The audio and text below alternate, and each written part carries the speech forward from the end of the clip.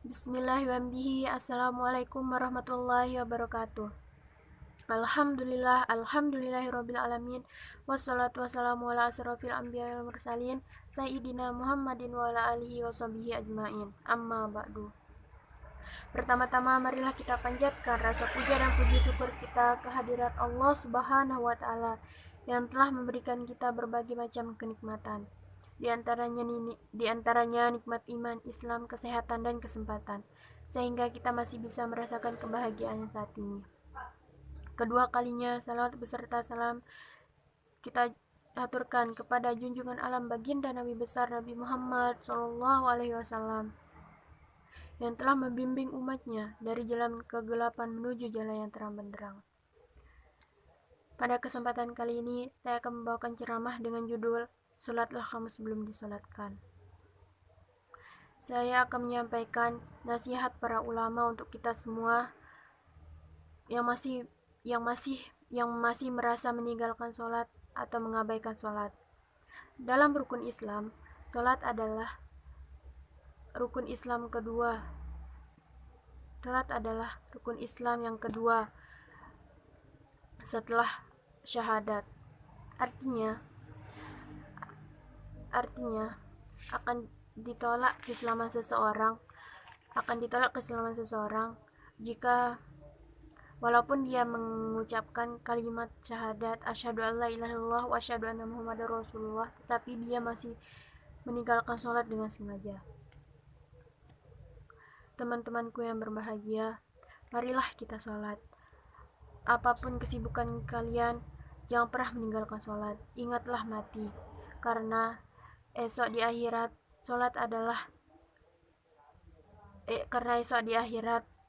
yang pertama kali dihisab adalah sholat. Jadi marilah kita bersama-sama menunaikan sholat dan mengingatkan Allah dan mendekatkan Allah dan mengingat Allah dan mendekat diri kepada Allah Subhanahu wa taala. Sekian dari ceramah saya. Jika ada kata-kata yang salah, saya mohon maaf. Assalamualaikum warahmatullahi wabarakatuh.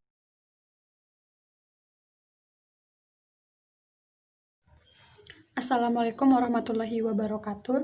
Marilah kita panjatkan puji dan syukur kehadirat Tuhan Yang Maha Esa yang telah memberikan kita rahmat dan hidayahnya kepada kita semua sehingga kita dapat berkumpul di tempat ini. Sholawat dan salam kita curahkan kepada junjungan kita Nabi Muhammad SAW, keluarga dan para sahabatnya, sehingga curahan rahmat dan syafaatnya sampai kepada kita.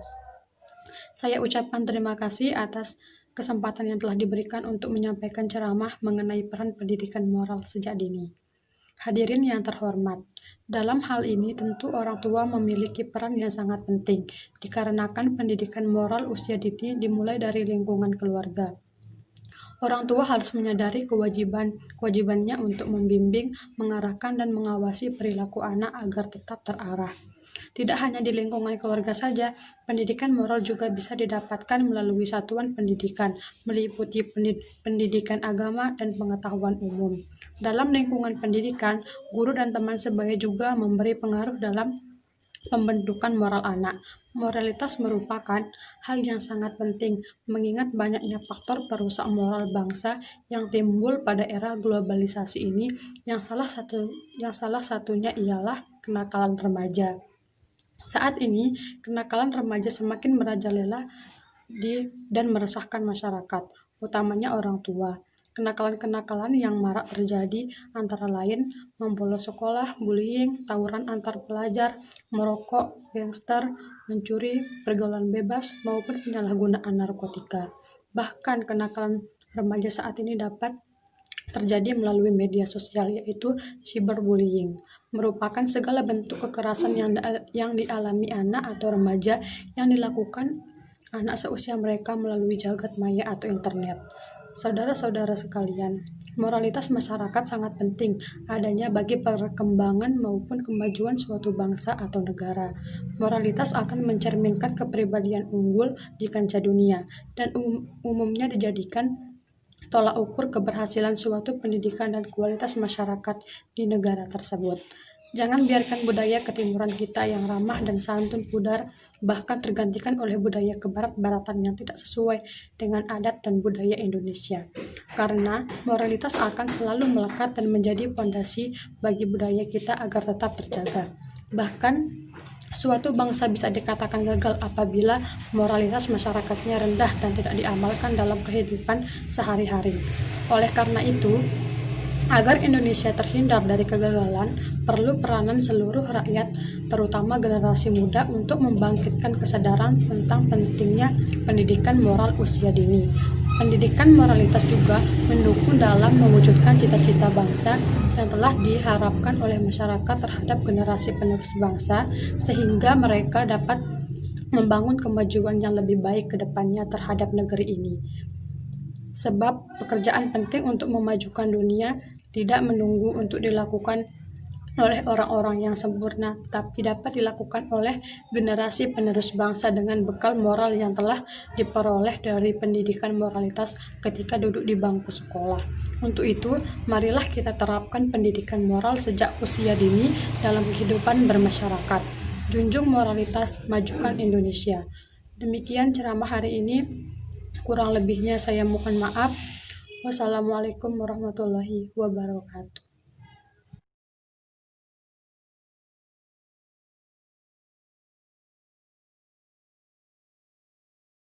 Perkenalkan, nama saya Rulani Indra Dewi, kelas 11A.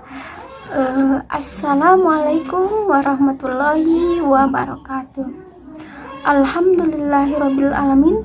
Assalatu wassalamu ala asrofil anbiya'i wal mursalin wa ala alihi wa sahbihi ajmain. Amma ba'du.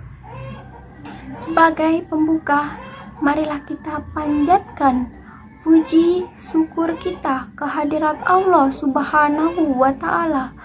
Sholawat serta salam semoga senantiasa selalu tercurahkan kepada junjungan Nabi besar Muhammad Sallallahu Alaihi Wasallam.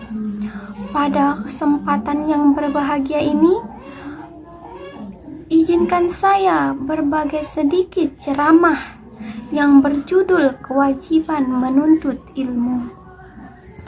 Ilmu sangatlah penting bagi seseorang. Ilmu adalah cahaya dalam kegelapan. Rasulullah alaihi wasallam bersabda, "Thalabul ilmi parijatun muslim."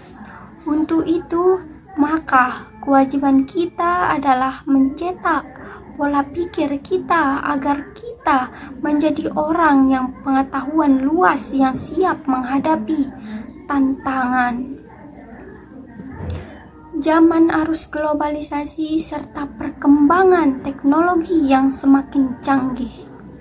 Sebagai penerus bangsa, kita harus menjadi anak bangsa yang berkualitas dan memiliki cita-cita yang tinggi demi masa depan kita yang cerah nanti. Oleh karena itu, sahabat kita tidak boleh bermalas-malasan dalam belajar agar bisa menjadi orang yang sukses dan mempunyai prestasi yang banyak, karena masa depan bangsa ada di tangan kita. Rasulullah alaihi wasallam bersabda, "Tolubul ilmi minal mahdi ilal ahdi." Tuntutlah ilmu dari buayan hingga yang lahat. Demikian ceramah yang singkat ini. Mohon maaf apabila ada kata atau ucapan yang kurang baik. Bagi hadirin, saya sudahi dengan sebuah pantun. Pak Dadang makan ketan, dimakannya setelah mandi. Kalau masih ada kesempatan, kita akan berjumpa lagi. Wabillahi taufiq wal hidayah. Wassalamualaikum warahmatullahi wabarakatuh.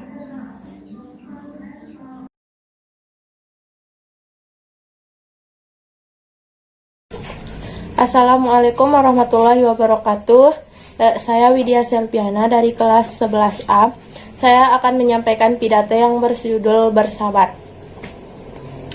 Bismillahirrahmanirrahim. Alhamdulillahirabbil alamin. Wassalatu wassalamu ala asrofil anbiya wal mursalin wa ala alihi washabihi ajmain. Amma ba'du. Pertama-tama, marilah kita panjatkan puji syukur kita kehadirat Allah Subhanahu wa taala yang telah memberikan kita berbagai macam nikmat, terutamanya nikmat sehat, sehingga kita dapat mendengarkan atau melihat dan mendengarkan video ceramah ini. Kedua kalinya, selawat serta salam tak lupa pula kita haturkan ke junjungan Nabi besar kita, Nabi Muhammad Sallallahu Alaihi Wasallam. Berkat beliau kita bisa di dunia ini dengan dari zaman yang berliku-liku menuju zaman yang kepintaran seperti saat ini. Saya akan menyampaikan pidato yang berjudul bersabar, yaitu sebagaimana yang telah dijelaskan Allah Subhanahu wa taala, kita harus bersabar. Apapun itu godaannya, kita harus bersabar. Hadirin sekalian yang saya hormati, Allah Subhanahu wa taala selalu menghendaki umatnya untuk berlaku sabar dan lapang dada dalam melakukan segala hal. Apakah kita pernah bersabar, teman-teman semuanya? Sabar sendiri merupakan kata serapan bahasa Arab yang bermakna menahan diri. Perilaku sabar akan mudah diterapkan jika kita memahami makna dan hikmah yang diperoleh atas amalan sabar. Oleh sebab itu, mulailah sedari dini membiasakan diri menerapkan sabar dalam kehidupan sehari-hari. Hadirin yang dirahmati oleh Allah, janganlah kita egois, kita harus bersabar dan terus bersabar. Perilaku sabar dapat diterapkan dengan sadar bahwa ternyata kehidupan di dunia tidak terlepas dari bermacam cobaan. Namun pada hakikatnya Allah sedang menguji umatnya apakah bisa melalui sebuah ujian dengan sabar atau tidak. Untuk itu, marilah bertindak sabar selagi masih diberi kesempatan hidup di dunia. Misalnya kita diberikan ujian sakit, kita harus bersabar. Jangan kita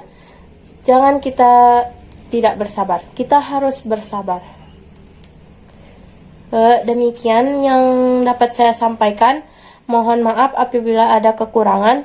Wabillahi taufiq wal hidayah. Wassalamualaikum warahmatullahi wabarakatuh.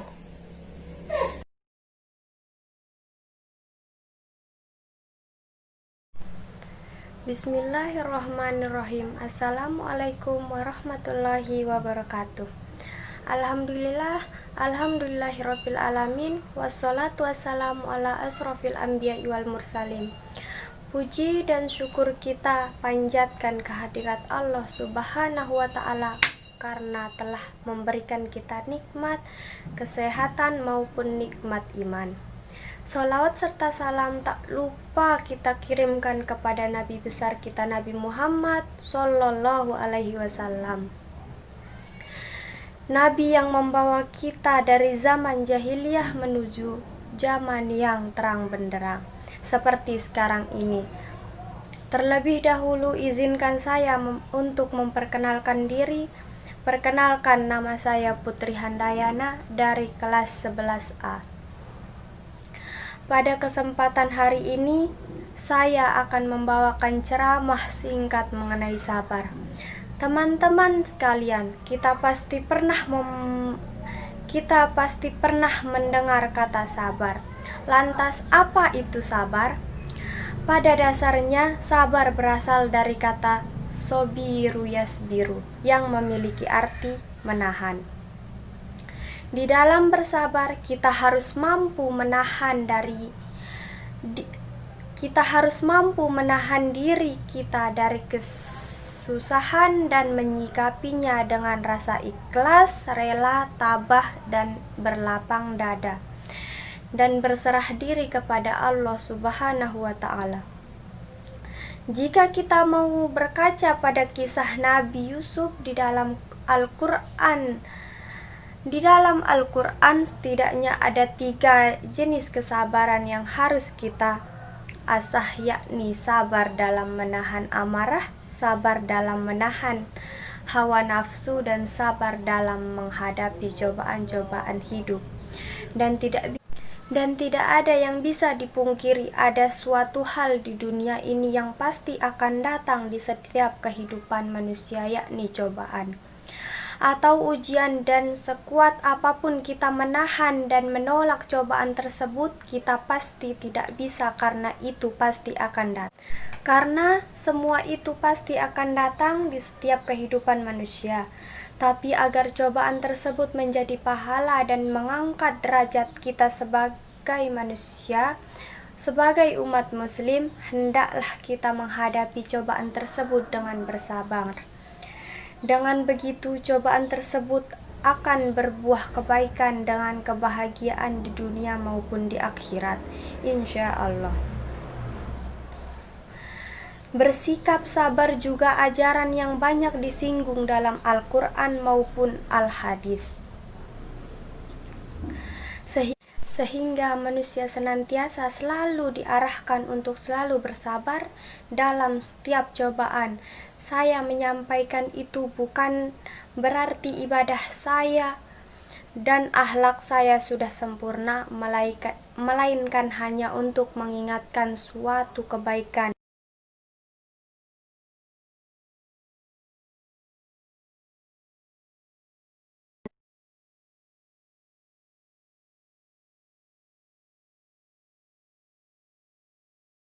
Assalamualaikum warahmatullahi wabarakatuh. Hadirin sekalian yang saya hormati, Allah Subhanahu wa Ta'ala selalu menghendaki umatnya untuk berlaku sabar, dan umatnya untuk berlaku sabar dan lapang dada dalam melakukan segala hal. Sabar sendiri merupakan kata serapan bahasa Arab yang bermakna menahan diri. Perilaku sabar akan diterapkan jika ada orang makna dan hikmah yang diperoleh atas amalan sabar. Oleh sebab itu, mulailah saudari untuk membiasakan diri menerapkan sabar dalam kehidupan sehari-hari. Perilaku sabar dapat diterapkan dengan sadar bahwa ternyata kehidupan dunia terlepas dari bermacam-macam cobaan. Namun pada hakikatnya Allah sedang menguji umatnya apakah bisa melalui sebuah ujian dengan sabar atau tidak. Untuk itu, marilah bertindak sabar selagi masih diberikan kesempatan hidup di dunia. Sekian, wassalamualaikum warahmatullahi wabarakatuh.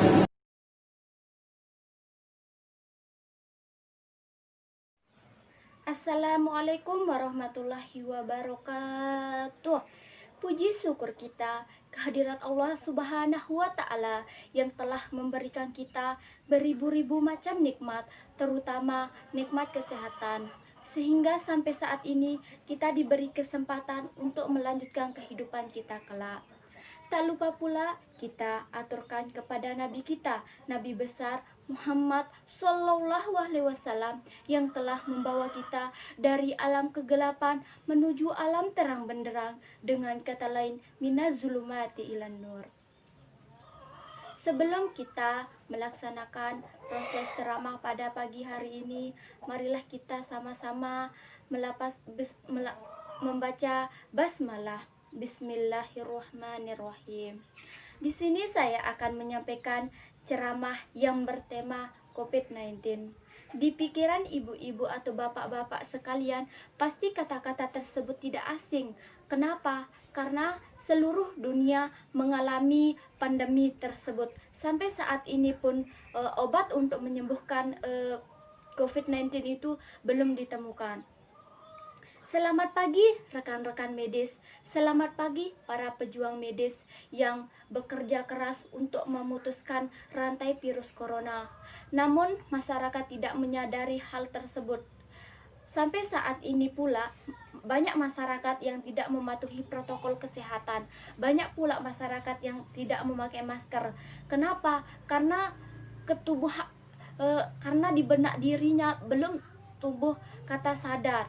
Karena mereka tidak melihat perjuangan para medis tersebut yang bekerja keras untuk memutuskan rantai virus corona ini untuk kebaikan kita bersama. Namun masyarakat tidak menyadari hal tersebut. Sampai saat ini pula banyak masyarakat yang melanggar protokol kesehatan tersebut. Nah, di sini saya akan menyadarkan kepada ibu atau bapak sekalian. Lihatlah perjuangan para medis yang rela meninggalkan keluarganya untuk memutuskan rantai virus corona ini. Namun ibu-ibu bapak sekalian, tidak semua ibu dari bapak sekalian yang melanggar protokol kesehatan. Mungkin dari 50% banyak masyarakat yang melanggar protokol kesehatan. Bahkan dia tidak pakai masker, dia berkerumunan atau berkumpul-kumpul. Namun di sini kita coba lihat perjuangan para medis kita yang bekerja keras demi kita bersama untuk memutuskan rantai virus corona ini. Mungkin di sini saya hanya bisa menyampaikan ceramah saya kepada ibu-ibu bapak sekalian. Kurang lebihnya atau kata-kata yang mungkin salah saya omong, mohon maaf. Wallahu nafiq wal hidayah. Assalamualaikum warahmatullahi wabarakatuh. Assalamualaikum warahmatullahi wabarakatuh. Kali ini saya akan menyampaikan mengenai perlindungan atau bahasa kerennya bullying. Perilaku pelindungan merupakan perilaku yang sangat bertentangan dengan rasa kasih sayang. Mereka yang dirundung biasanya akan merasai cemas dan ketakutan setiap kali bertemu dengan orang-orang yang merundungnya. Jadilah anak-anak itu yang penakut, tidak bisa berekspresi di sekolah, hingga tidak bersemangat dalam menjalani pendidikan sekolah. Namun orang-orang yang melakukan perundungan biasa jadi dikarenakan kurangnya perhatian dari orang tua dari guru. Hal ini yang menyebabkan mereka melampiaskan emosi terpendamnya tersebut kepada orang yang lain lebih lemah perilaku dan korban sama-sama orang yang perlu bimbingan dari orang yang lebih paham akan hal ini. Disinilah peran serta orang tua dan guru semakin dibutuhkan. Kebutuhan anak-anak kita bukan hanya makan minum, namun butuh diberikan rasa kasih sayang, dimengerti dan dipahami apa kemauan anak kita. Orang tua dan guru harus memiliki ilmu mengenai hal ini sehingga bisa menurunkan tingkat bullying di sekolah dan menangani anak-anak yang menjadi korban bullying dengan benar. Orang tua dan guru harus belajar mengenai hal ini dan harus saling bahu-membahu menangani masalah ini. Peran aktif orang tua dan guru dalam memerangi bullying akan menjadi anak pribadi yang mandiri, tangguh dan penuh percaya diri dalam menghadapi masa depan. Hadirin yang muliakan, tak bisa banyak kalimat yang dapat disampaikan pada kesempatan